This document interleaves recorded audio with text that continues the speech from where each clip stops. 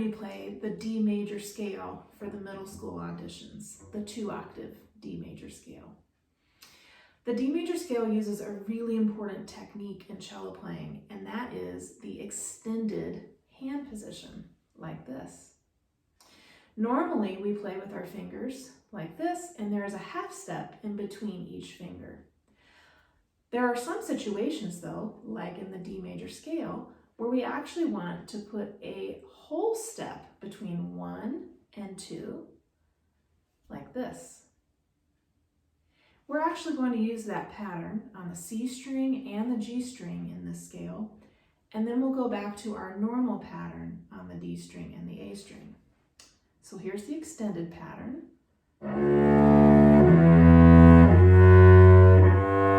Extend it again. And then regular.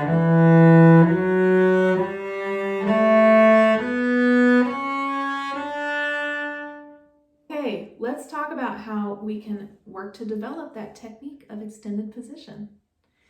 So the first exercise I usually have students do is we're going to take our bow and we're going to turn it in or towards the left. The stick part faces to the left of you.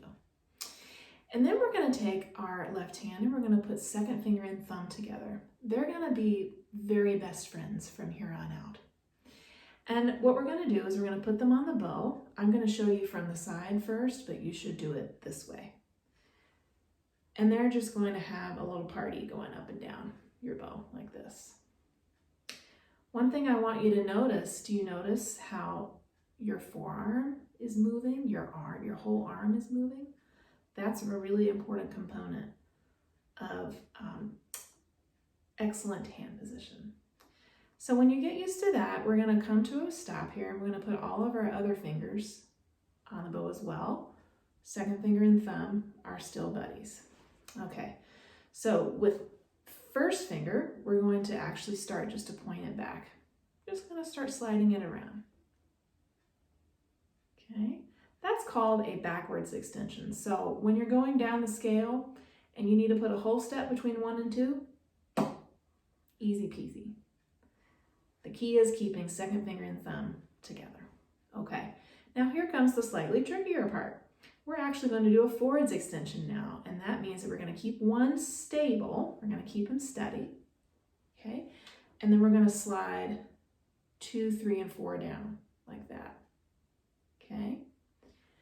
Notice that second finger and thumb always stay together, and that when I slide my extension down like this, that my forearm moves as well. Not like this, okay? That's just with the hand. We actually want our arm to go up and down as well.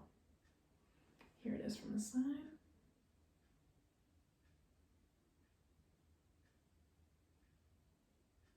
Okay, that might be really challenging for you, and that's where you'll need to work. A couple of reminders is that we don't want to let our elbow kind of hang out on the cello when we're doing this, or sit like this. We want to make sure we have good posture. You can even do it without your cello. That's totally fine as well, and it might be preferable. Okay, another way that you can practice these extended hand positions is by thinking of your fingers like a stack of bananas, a bunch of bananas, okay? And we're gonna grab, with our pincher fingers, we're gonna grab that first banana that's on top. And remember, second finger and thumb are friends. And you're gonna let the rest of the bananas fall while you hold that first one. Like so. Here it is from this side. And here it is again. Hopefully I'll make it so you can see it. Second finger and thumb are going together, okay? Now, let's put that into practice on the cello. Okay, I'm gonna show you from the side what an extension looks like so that you can see that my first finger stays, my second finger and thumb drop together, and then I play fourth finger. One thing that can be helpful is that after you play second finger and you play fourth finger, you can let first finger relax a little bit. But again, the most important thing is that thumb goes with second finger. So it looks like this.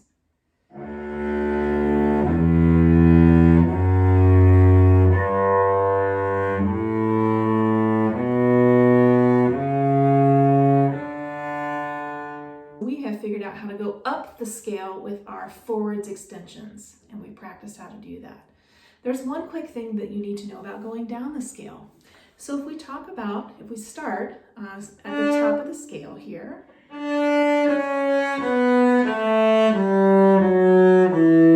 what you're going to do at this point is you're going to actually zoom up. You're going to shift up and play C sharp, B, and then that backwards extension comes into play. We're going to zoom up.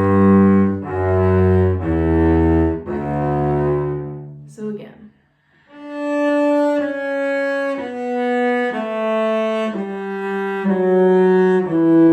Zoom up. Point back. Zoom up again.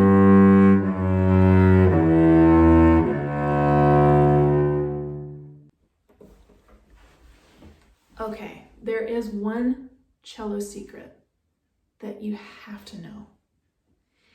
And that is that we never, ever, ever, ever, ever put a big stretch between 3 and 4. It's never going to happen. So you're probably thinking, now wait a second, I look at my music and sometimes it says 1X extension 4. Well, what that means, instead of you play 1 and then you kind of reach for 4th finger, what that means is we play 1, we actually drop 2nd finger and thumb together, but we just don't play it. And then we play 4 like this. So it would sound like this. 1 extension 4 looks and sounds like this.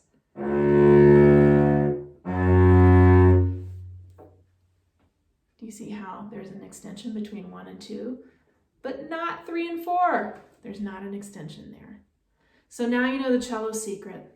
There is never an extension between 3 and 4, only between 1 and 2.